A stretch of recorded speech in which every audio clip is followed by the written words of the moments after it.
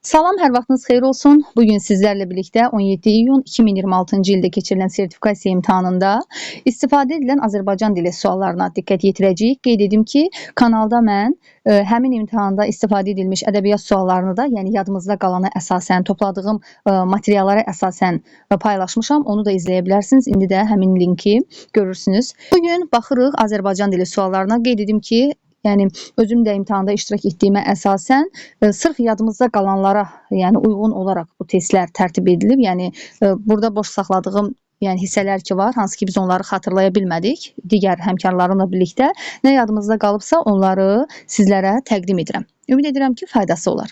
Sözlərin düzgün yazılışı ilə bağlı, deməli, belə bir sual bizlərə təqdim edilmişdi. Gəlin diqqət yetirək, bu sözlər hansı formada yazılmalıydı? Yəni, mən artıq orada xatırlamıram. Bu sözlər, yəni suallarda bizdən doğrunu istəyirdi, ya yanlışı istəyirdi. Sadəcə sualın mahiyyəti ilə tanış olaq. Şifrli sözünə diqqət yetirək. Elə burada necə yazılıbsa, biz onu doğru variant kimi qəbul edirik. Yəni, doğru yazılmışdır və daha dəqiq olsun deyə mən bu sözlərin düzgün yazılışını sizlərə birbaşa orfoqrafiya lüğətindən göstərirəm. Ekranda görürsünüz. Xatircəm sözü də doğru yazılmışdır. Sonra fakultativ sözü də bəli, bizi burada A hərfi ilə məsələn çaşdıra bilərdi. Fakultativ formasında, amma fakultə sözündən olduğu üçün bu söz, ona görə də fakultativ formasında yazılmalıdır. Və onu da qeyd edim ki, bu sözdəki K, yəni səsi, hərfi, yəni K hərfi, səs olaraq K səsini deyil də K səsini ifadə edir. Yəni fakültə deməliyik biz. Grossmeister sözündə isə S-nın biri olmamalıdır. Grossmeister formasında tələffüz edilir. Geyim-kecim sözündə Ç yox, C ilə ifadə olunmalıdır. Vakuum sözündə də K biri olmamalıdır. Yəni belə bir sualdır. Ondan çıxdaş edərək variantları uyğun şəkildə götürməli idik. Deməli, doğru variantlara əsasən burada məsələn 1-2 doğru, 1-2-3 doğrudur. Hal-hazırda mənim yazdığıma əsasən, digərləri isə yanlış göstərilmişdir. Normalarla bağlı belə bir sual var idi. Yəni, bu sual da asan deyildi, qeyd edim ki. Və sualda göstərilən o distraktorları mən artıq xatırlaya bilmədiyim üçün və digər həmkarlarım yadımızda qalanları burada qeyd eləməyə çalışmışıq. Birinci cümlənin özü kifayət qədər böyük idi və onun arxası mənim artıq yadımda qalmadı. Cümlə belə başlanırdı. Səhər erkən vaxtlarda dəmir yol reysləri, yəni adı da var idi bunun və cavab olaraq bu cümlədə bircə dənə norma pozuntusu olduğu göstərildi. Düşünmədə fonetik norma pozuntusuna yer verilməmişdi. Yəni qrammatik norma pozuntusu da yox idi. Leksik normaya uyğun olaraq məsələn bir sözün bir neçə dəfə işlədilməsi, yəni yersiz təkrarı leksik norma kimi götürülmüşdü. Hər halda ki, ona görə bir norma pozuntusu orada göstərilmişdi. İkinci distraktor artıq yadımızda yoxdur. Xeyli işlərdən təcrübələr qazanaraq, yəni cümlənin əvvəli də var idi, sonu da var idi, orta hissə, yəni burada göstərilib. Xeyli işlər olmamalıdır, xeyli iş, yəni təkdə gəlməli idi. Yəni sözümüz belə bir cümlə idi. Və artıq xatırlamıram ki, onu hansı cavab olaraq, yəni bu distraktorlardan göstərilənlərdən hansına aid eləmişdilər.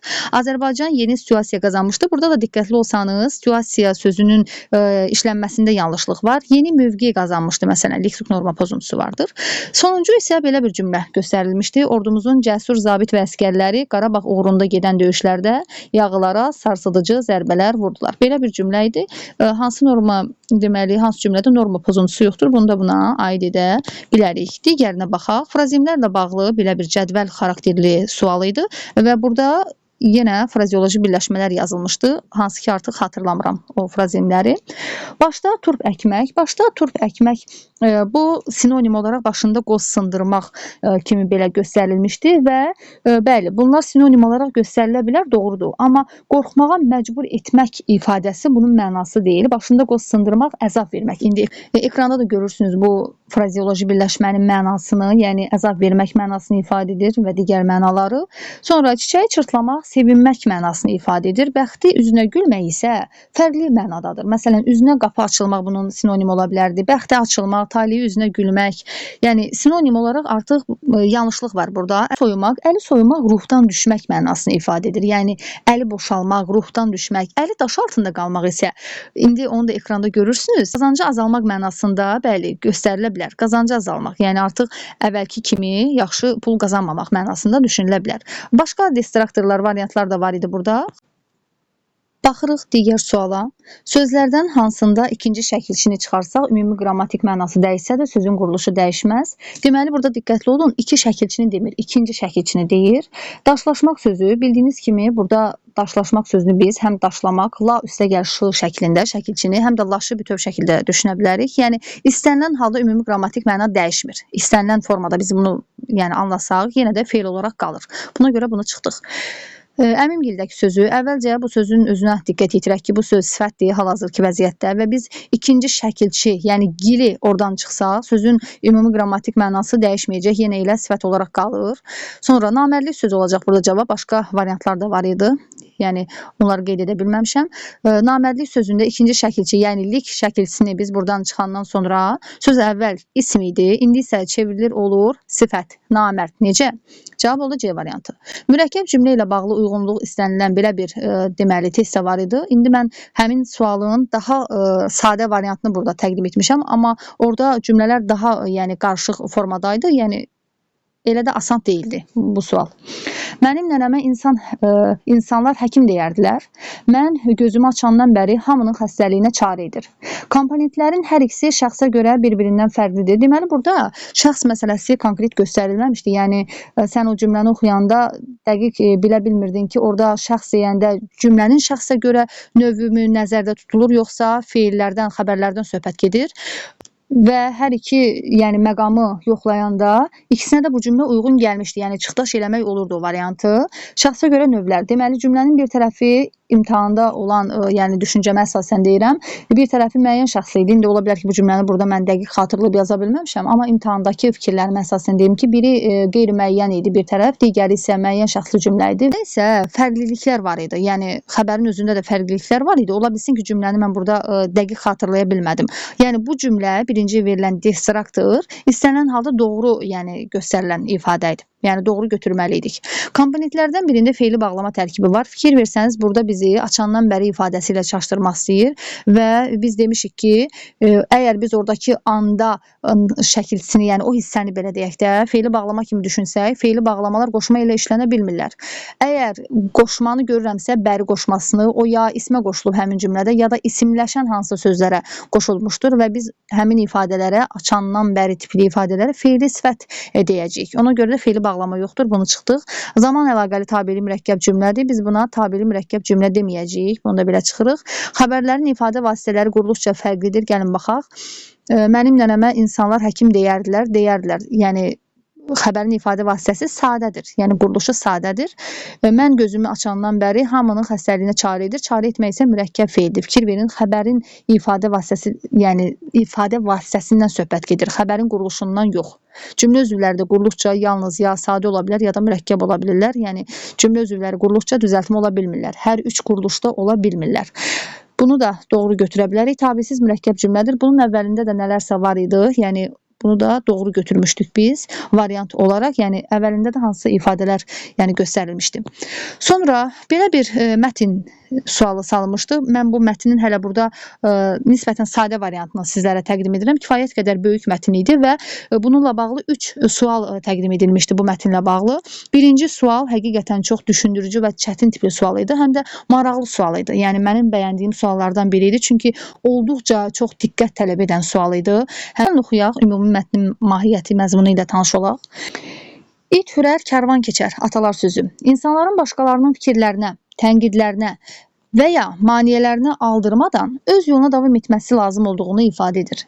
Bu söz bəzən ətrafdakıların narazılıqlarının və ya tənqidlərinin insanın irəliləməsinə mane ola bilməyəcəyini vurğulayır. Yəni, insan öz məqsədinə çatmaq üçün ətrafdakı səs-küyə əhəmiyyət verməməlidir.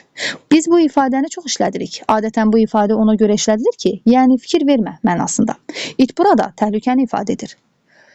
Bu ifadənin tarixinə nəzər salınanda, təbii ki, bu hissələr də böyük formada, yəni daha geniş formada təqdim edilmişdi. Sadəcə yadımda qaldığına əsasən bunları qeyd edirəm. Bu ifadənin tarixinə nəzər salanda görə bilərik ki, Bu söz, yəni bu təkcə söz üçün deyilən ifadə deyil. Tarixən karvanlar hərəkət edəndə, itlər hansısa təhlükəni hiss edəndə dərhal hürüb karvandakıları xəbərdar edilmişlər. İfadələri təkcə atalar sözü kimi baxmamalıyıq. İt təkcə nöqtələr ifadə etmir, həm də tarixi faktlara söykənərək nələrsə belə nöqtələr ifadə edir. Deməli, burada mən təkcə cavabları qeyd eləmişəm, cavab olaraq götürdüyüm məqamları, amma çox oxşar şəkildə olan cümlələr, yəni sözlər var idi. 3, 4, 5, 6-ya qədər, hətta orada səhv etmirəmsə ya 5 ya 6 belə ifadə var idi alt-alta və hamısı bir-birinə çox oxşar idi. Çox dərindən mətnə bələd olmalıydın ki, sən oradan daha uyğun variantı seçib çıxara biləsən. İndi gəlin baxaq. Deyir, ifadələrə təkcə atalar sözü kimi baxmamalıyıq. İt təkcə burada soyuqqanlığı ifadə etmir. Yəni, niyə görə biz bura soyuqqanlılığı qoymalıyıq? Çünki, yuxarıda fikir verin, deyir ki, bu ifadə əslində bizim üçün indi hansı mənada işlədilir? Yəni, fikir vermə, soyuqqanlı ol, boş burax. Bu mənada yəni ifadə edilir də. Yəni, soyuqqanlı ol mənasını bizim üçün ifadə etmiş olur. Amma deyir ki, biz bu atalar sözünə təkcə bu mənada baxmamalıyıq. Həm də tarixi faktlara söykənərək, tarixi fakt bəs nəyə deyir? Tarixi fakt deyir ki, bu ifadə təkcə bu mənanı ifadə etmir, indiki müasir dövrümüzdəki mənanı. Bu həm də təhlükəsizliyə işarədir. Yəni, itlər o vaxt karvan daxilində hürüblərmiş və təhlükə varsa, yəni karvana hansısa bir müdaxilə, hücum varsa, onu yəni hürərək karvan sahiblərinə bildiriblərmiş. Bu mənanı ifadə edir. Yəni, təhlükəsizliyi də ifadə edir. Bunları variant olaraq götürməliydin. Sonra bu mətnlə bağlı 3 sual verilmişdi. Onun bir dənəsi strukturla bağlıdır, digəri isə 2 dənəsi məzmunla bağlı olan suallar idi. Birinci məzmunla olan sualı təqdim elədim. İkinci məzmuna aid olan fikirlərdən belə məqamlar var idi ki, tarixilik atalar sözünün unudulmasına səbəb olur. Yəni, mahiyyət bu idi həmin o variantdan. Təbii ki, atalar sözünün unudulmasına səbəb olmayacaq. Sonra burada həm də bu variantlar AB formasında deyil də 1, 2, 3, 4, 5 belə şəkildə verilmişdi və sən oradan seçib çıxarmalıydın. 2, 3, 5, 1, 2, 4 tutaq ki, bu formada cavabları seçməliydin. İt karvanın özünə aiddirsə, bu da maraqlı cümlələrdən biri idi. Düşən səs-küy yaxşı fəaliyyətdir. İndi diqqətli olun. Bu it hürür və karvanın itidir və bu it hürür. Hürürsə deməli karvanı hansısa bir təhlükə gözləyir.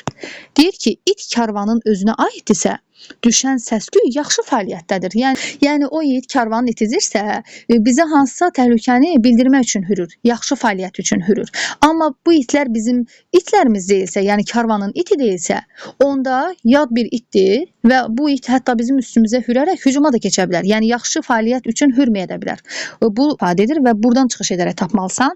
Bəzi ifadələr insanların məişətindən asılı olaraq yaranır. Bəli, karvan məsələsi, it hürər, karvan keçər ifadəsi deməli insanların məişəti ilə, tarixiliklə bağlı olaraq yaranmışdır. Belə, mətnin strukturu ilə bağlı olan sualda da abzasları ilə bağlı bir sual təqdim edilmişdi. Birinci, ikinci, üçüncü abzas şəklində orada suallar var idi. Yəni, ümumiyyətlə, mətn 3 abzas şəklində verilmişdi. Abzaslar da yəni kiçik deyildi həcm etibarilə. Sonra mətn verilmişdi, başqa bir mətn və həmin mətnin sadəcə məzmunu ilə sizi tanış edəcəyəm.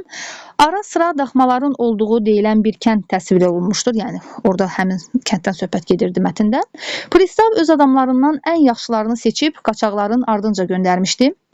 Onların əliboş qayıtdıqlarını görən kənd əhalisi sevindilər. Yəni, mahiyyət bu idi və altda da variantlar var idi. 1, 2, 3, 4 formasında. Belə ki, məsələn, kənd əhalisi içindən dövlət hakimiyyətinə qarşı, yəni hakimiyyətə qarşı gələnlər var idi. Təbii ki, qaçaq sözündən biz bu məqamı doğru götürə bilərdik. Yəni, diqqətli baxanda qaçaqlar hakimiyyətə qarşı gəlirdi. Sonra, məsələn, kənd əhalisinin pristav və onun adamlarına olan münasibətinə yer verilib mətndə. Bu da doğrudur. Çünki əhali sevinir. Çünki istəmirdik ki, əhali bunlar qaçaqları tutsunlar. Yəni, bu formada, bu məzmunda, mətndə variantlar var idi. Növbəti mətn sualı, deməli, Rusların şərqi hücumları ilə bağlı belə bir mətn sualı var idi. Hansı ki, mətni oxuyursan, altda bir sxemdir və oradan səbəb-nəticə əlaqələrini doğru şəkildə, düzgün şəkildə sən uyğunlaşdırmalısan. Ümumi mahiyyəti deyəcəm sizə mətndə. Təbii ki, mətn yəni biraz daha geniş formadaydı. Deməli, Ruslar şərqə doğru meyl edirlər və bunlara da səbəblərdən biri kimi orada verilmişdi ki, zadəganlara torpaqlar verilməsi üçün, yəni zadəganlar yeni torpaqlar istəyirdi və o torpaqlarla onları təmin etmək üçün şərqə doğru meyil edilməli idi. Yəni orada Pyotrun hücumlarından, yəni mətndə söhbət gedirdi. Səhv etmirəmsə, artıq dəqiq olaraq xatırlamıram. Variantlarda məsələn səbəblərdən biri budur ki, zadəganlara yəni torpaq sahələri verilsin yeni. Sonra digər distraktorda belə bir məqam var idi ki, zadəganlar özləri məcbur edirdilər. Yəni bu torpaq sahələrinin verilməsi üçün şərqə hücumları. Bu təbii ki, yanlış idi. Elə bir məqam yox idi mətndə. Yəni bununla bağlı belə bir mətn sualı idi. Şəkilçilərin sonra keçək qrammatika suallarından. Şəkilçilər eyni formada hansı variantda deyir tələffüz olunur? Orada da bir neçə distraktor idi. Sən oradan seçməlisən. 1, 2, 3 yönləndirməlisən variantlardan. Sonra başqa bir mətnlə bağlı sual var idi. Hansı ki, mətnin cümlələrinin hər biri nömrələnmişdi və sən uyğun fikri altdan seçməli idin. Belə bir mətn sualı. Sonra dağ kömürün istehsalı ilə bağlı mətn sualı təqdim edilmişdi. Mən onu sadəcə 3 cümlə ilə burada ifadə eləmişəm, amma orada cümlə sayı daha çox idi. Ümumi məzmunu ilə gəlin tanış olaq. Yəni söhbət ümumiyyətlə orada nədən gedirdi? Dağ kömür haqqında verilmişdi o mətn. Dağ kömür üzvü birləşmədir. Tərkibində azot, karbon və digər orada qazların adları belə deyək çəkilirdi. Polad və dəmir istehsalında, ümumiyyətlə məişətdə qızdırıcı yəni üçün və s. istifadə edildiyi ilə bağlı bir sıra fikirlər göstərilmişdi. Altda da sən o düzgün fikirləri uyğunlaşdırmalı idin. Məsələn, variantlarda var idi, bitki mənşəli idi. Sonra hansı istehsalda istifadə edilirdi daş kömür? Yəni mətni oxuyub nəticə olaraq o variantları oradan götürə bilirdin. Hüquqi əsasla bağlı da bir mətn sualı var idi və bu kifayət qədər çətin suallardan biri idi. Yəni qarışıq şəkildə idi. Biraz daha elmi terminoloji, yəni mahiyyət daşıdığı üçün o mətn biraz onun mahiyyətini düşünmək, bir dəfə oxumaqla düşünmək, yəni biraz çətin idi. Bir neçə dəfə artıq oxumalısan ki, elə tip mətnlərdən doğru cavab variantını seçib çıxara biləsən. İstənilən halda mətn sualları məntiq tələb edir, daha dəqiq şəkildə, sürətli şəkildə analiz tələb edir. Yəni mətni oxuyub sən o nəticələri altda verilən variantlara əsasən çıxarmalısan. Hansı sözlər cümlənin xəbəri olarsa mübtəda olmaz? Burada səhv etmirəmsə, şəxssiz növlü olan feillərlə bağlı sual idi. Yəni şəxssiz növ olan feilləri seçməli idin ki, bu sualın cavabını tapasan. Hansı cümlədə tamamlıq işlənməmişdir? Tərkibdə olan hansısa bir cümlə var idi orada, tərkiblə bağlı o cümlələr cavabı idi. Hansı sözlərə şəkilçi artırılanda istənilən halda vurğu yerində qalır? Variantlar var idi. London və s. başqa sözlər. 19-cu sual, belə bir şərt var idi. Hansı sözlərdə vurğu dəyişir, amonimlik olmur? Distraktorları, variantları artıq xatırlamıram. Sadəcə şərtlə sizi tanış edirəm. İsmin halları ilə bağlı sualda var idi. Hallanmayan sözləri seçməlisən. Cümlə verilmişdi. Deməli, morfoloji təhlil ilə bağlı fikirlər istənilirdi. Yəni, cümlənin morfoloji təhlili ilə bağlı doğru fikirləri seçməli idin. Orada da cümlədə cavan sözü var idi, Təbrizli sözü var idi. Hansı ki, variantda göstərilmişdi ki, cavan sözü, məsələn, ki, variant təkcə bir kəlmədən ibarət deyildi. Orada uzun bir cümlə şəklində verilmişdi. Yəni, cavan sözü ümumi mahiyyəti sizə bildirirəm ki, cavan sözünün orada numarativ söz kimi işləndiyi var idi. Sonra Təbrizli sözünün biz bilirik ki, bu isimdir. İsimləşən sifət rolunda çıxış etdiyi haqqında bir variant var idi. Bunlar yanlış idi. Sonra vasitəsiz nitqlə bağlı da bir sual belə bizə təqdim edilmişdi. Yuxarıda izah etmədiyim bir sualda qeyd edeyim. Hansı variantlarda fərqləndirilən sözlərdə şəkilçi fərqli tələffüz olunur? Belə bir sual var idi. Orada da müxtəlif sözlər var idi. Məsələn, səhv eləmirəmsə, yaylaq sözü var idi, otlaq, yaylaq, bunlardan hansındansa biri var idi. Yəni 5 dənə cümlə idi. Hərəsində müxtəlif sözlər göstərilmişdi, şəkilçilər var idi.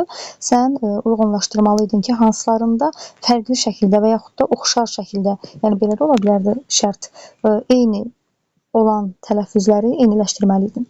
Sonra nömrələnmiş sözlər var idi, yəni cümlə idi, belə deyək, və sözlərin hər birinin qabağında nömrə qoyulmuşdu, 1, 2, 3, 4, 5 bu formada və deyilirdi ki, həmin o nömrələnən sözlərdən hansını çıxarsaq cümlədə qoşmanın işləndiyini əminliklə deyə bilərik. Orada da belə bir cümlə idi, məncə sözü ilə başlayırdı. Məncə, orada yenə bir virgül işarəmizdən istifadə edilmişdi. Məncə, akşinlə, tutaq ki, mən indi cümləni tam xatırlamadığım üçün, yəni ixtiyari bir cümlə deyəcəyəm.